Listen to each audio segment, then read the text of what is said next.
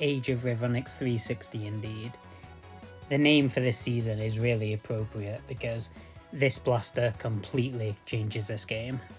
Welcome to episode 13 of Nobody's Watching, Age of Revonix 360.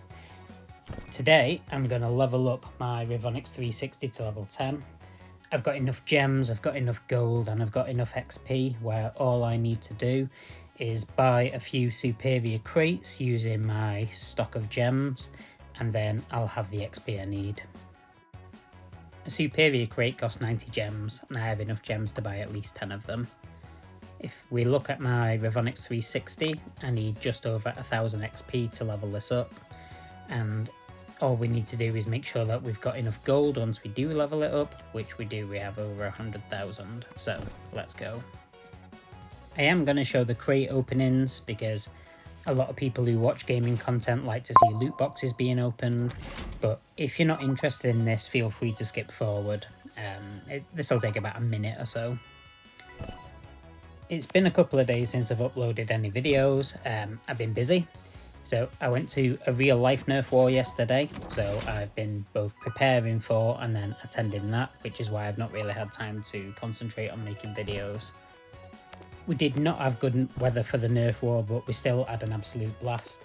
I'd like to give a massive shout out to Grim Up Nerf, who hosted the game, and to JustaJolt on YouTube, who is the person who arranges, organises and hosts this. You've done a fantastic job.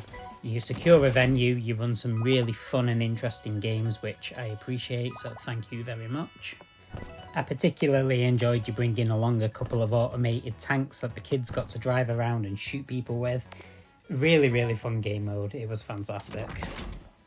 I played most of the Nerf war with just stock blasters, but the last couple of games we played allowed for a slightly higher FPS level, and I used some of the Nerf rival blasters for this, which I really enjoyed.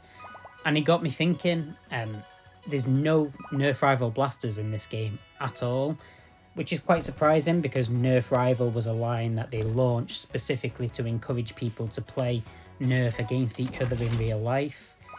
I can't believe it's not made it into this game. There's so many different lines of blasters in this game and they've not included any rival.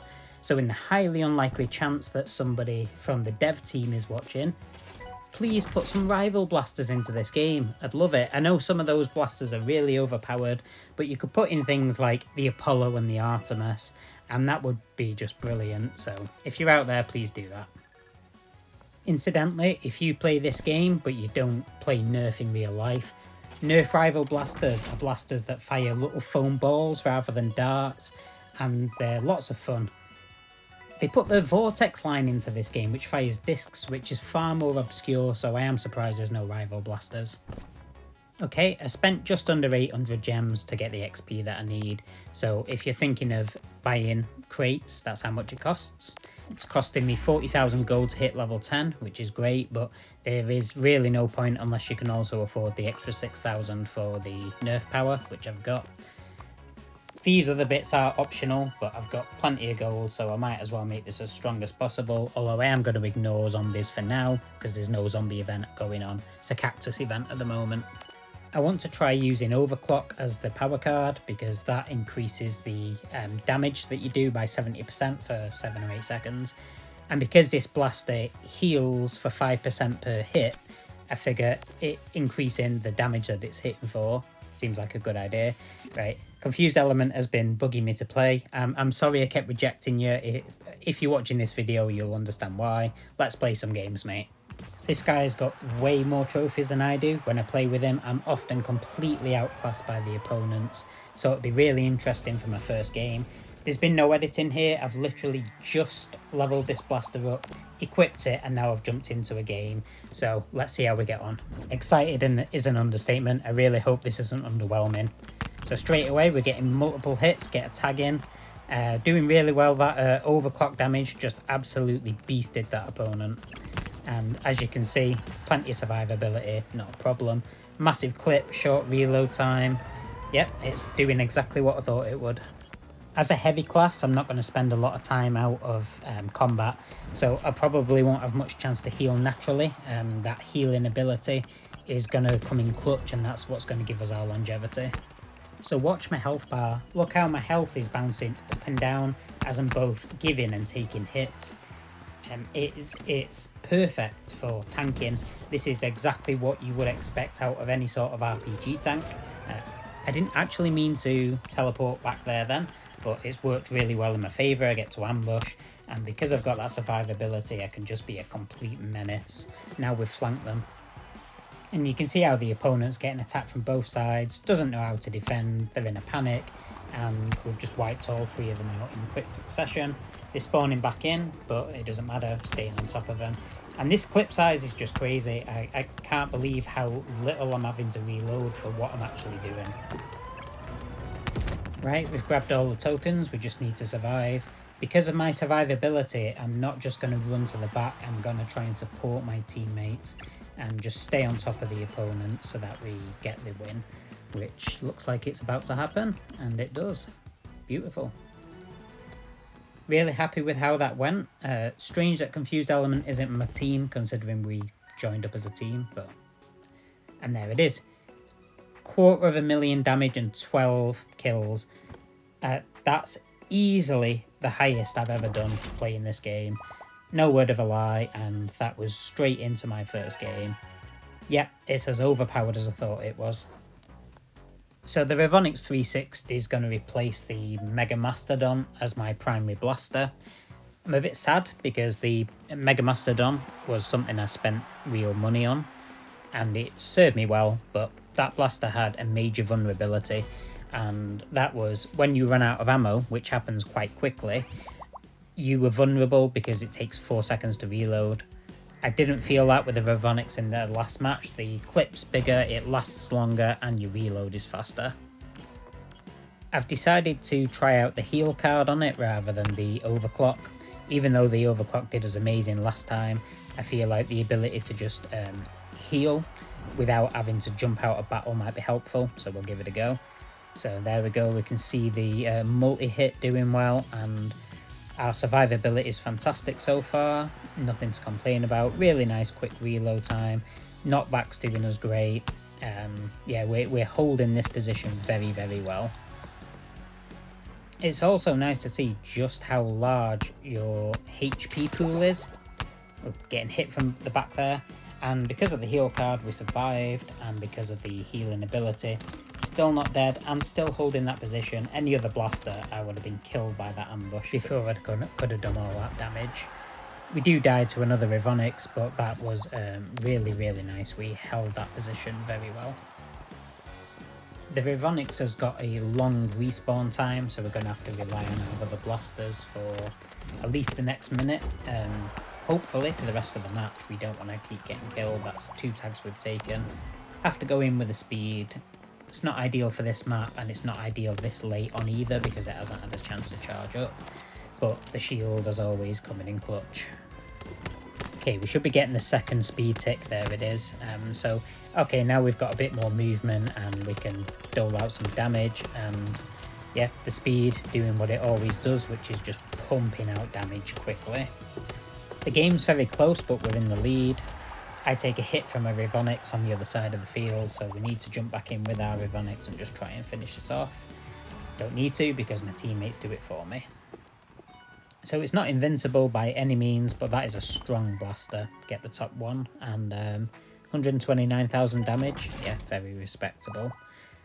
Right, let's keep playing with this blaster, see what it can do. So this blaster's clearly stronger than the Mastodon. What I also want to know is it better than my specialist blaster on the maps where I would start with that? So that is my speed blaster, which I use on 3 of the 5 maps to start. I use it on the Jewel as a sniper, I use it in the Deep Jungle and in Ancient Ruins as a sniper. If I get those maps up, I'm going to try starting with a Revonix, see if it's better, because if it is, that will then allow me to potentially replace my speed with a different blaster, possibly even the Mega Mastodon as a secondary primary, because the Revonix is good on every single map. The healing ability and the healing item coming in clutch there and allowing me to hold my own against 1 and then 2 of them. I probably need to get used to playing a more aggressive style. I've been playing a support role for that long that it's in my instinct to back away, whereas with this blaster I should be fighting up front, and as you can see I'm doing very well doing that. Just not even bothered by that judge, and as you'll remember in one of my earlier videos, that blaster can be a menace, but this blaster is a much bigger menace. One of the key things about that healing when you hit ability is that if an opponent drops a shield on you like that guy has, you'd normally have to run away because you couldn't possibly survive a one-on-one. But with your healing every time you shoot them, you can actually stand up to them and survive. So another victory there. Let's see how we did. We got 6 out of the 10 kills and 110,000 damage. Yeah, really nice. Okay, this is one of my speed levels, one of my sniper levels. It's the worst of the 3 for using it, but still, let's see how we get on starting with the Revonix. The Revonix has got shorter range, the same as the Echo, but when you can't auto-fire, you can still double tap the screen to fire manually, which I did there at the beginning. So there we go, straight away get a kill. And even at that distance, it appears to be bouncing between them, so the ricochet on the Revonix darts seems pretty generous, really. You can tell by the white ammo flying back at us that they're also using a Revonix on the other side of the field. Don't know what level, obviously, but we'll see how we stand up. This is a good challenge, and we appear to be winning this attrition war. Yeah, we do. We win it nicely. Good teamwork from my teammates as well, because they were playing support, and then as soon as we broke that line, they rushed forward. I'm holding back and still doing a lot of damage. I've not had the Revonix at level 10 long enough to know if this is the optimal way to play it. It's just kind of the way I'm used to, but I'm still tearing up the opponents. I'm doing loads of damage, and I'm still alive, basically at full health, so it is working. We've nearly won, so I'm going to try and run in for the kill. We've got a weakened opponent over here. Don't need to. Already won. Nice. And again, we've secured that top player spot. That's happened every single game we've used it in. 133,000 and half of the tags. Amazing. And a power card. That's rare. Nice. Back into Old Town.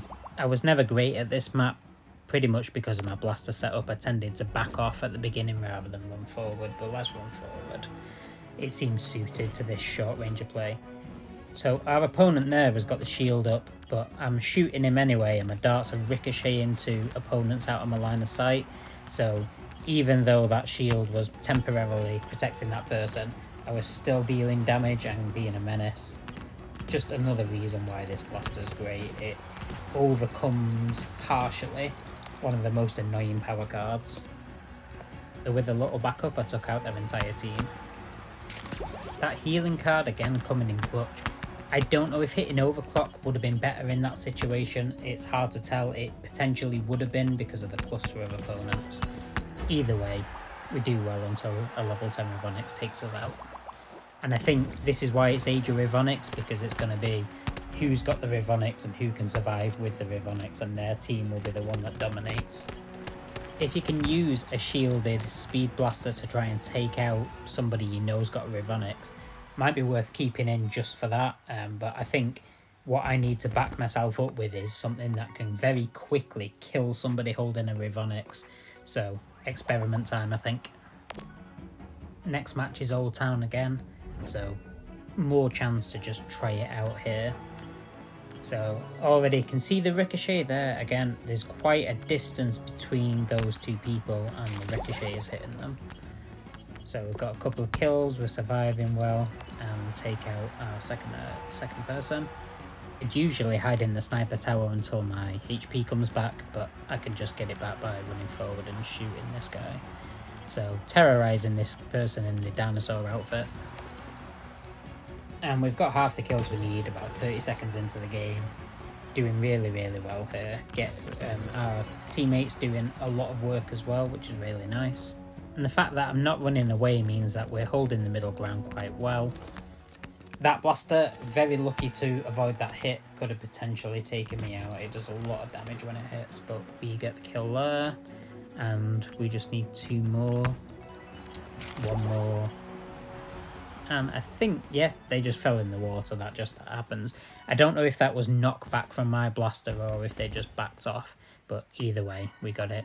But we didn't get the top performance there, only getting 75,000 damage, much lower than usual. But I'll definitely take the 6 tags, that's lovely. No map variety, unfortunately, but it doesn't matter. I'm just trying to showcase the first few matches I've got now I've hit level 10. So we'll just see how we get on. Another map where normally I would have started with the speed, but instead we're going to start with the Revonix and see how we do. So I'm trying to hold the bridge in the middle. Both of my teammates run over to the other side and get themselves tagged. But it's fine, we're even on tags, now we're ahead, and I'm surviving, not bad. We don't want them to overrun our spawn point. That's how you really end up under the cosh on this map. So as long as we can keep them on their side or just on the beginning of our side of the map, we should be fine. So we're just tearing them up, and we only need 3 kills to win the game, so we're doing very, very well. And unfortunately there, I've just been hit by a double punch and taken out. Level 11 double punch overclocked. So because we're near the end, I'll just run in with the speed, hit the shield and get the win. Can't complain. I definitely didn't play that like a heavy style though, and that's kind of reflected in the results. I didn't get the top performance and I got under 100,000 damage. Right, let's take a proper look at the stats because we haven't done that yet. We're firing just short of 5 darts a second, and each one is dealing just under 3,000 damage, which is great. That maximum HP is beautiful at just under 20,000. It's one of the higher ones. Healing rates ticking over at about 5% of your HP per heal, although we're not going to be using that a lot. Movement speed of 15, high for a heavy blaster. And of course the accuracy isn't fantastic, but the knockback is. So a quick reminder, the powers on this blaster are that the first one enables your dart to ricochet to 2 other people, and your second one means that every time you hit somebody, you heal 5%. Okay, just to complete this video, I'm gonna try it out in solo, which I haven't really put on my channel before. So in solo, your spawn time of your blaster is irrelevant because you only get to use each blaster once. So what I'm going for here is survivability, essentially. So it is yourself against 8 other players. Each player has 3 lives, and once you're dead, you're dead. If you come in the top 3, it counts as a win. I don't play this mode often because it's full of bots and they just tend to swarm you, which is annoying. Right, first time taking it into solo, let's see how we get on. We're in the castle, which is one of my favourite ones, so straight away I'm under the cosh. I was busy trying to kill a vending machine, which gives you like little top-ups, but I'm having to fight multiple enemies here. I've had to use my my heal card, and I'm having to reload. Very near death, but managing to survive thanks to that healing ability. God damn, that's actually done me really well. Any other blaster, I would have been dead there. I can't believe I'm still going. And I'm back to full health, and I'm absolutely menacing everybody. This is nuts. Yeah, I would say this feels fundamentally unfair, but given the amount of bots in this game, I don't really care. So still going strong with 3 lives. So there's that energy drink. That's what you get from killing the vending machine, which is something that you normally do if no one's around, just for the hell of it. But I think that just happened by kind of friendly fire, or you know, like darts going astray. So you see on the right, that is the arena wall. It closes in on you slowly, so it forces all the players into the middle of the map. If you get outside it, you take massive damage over time.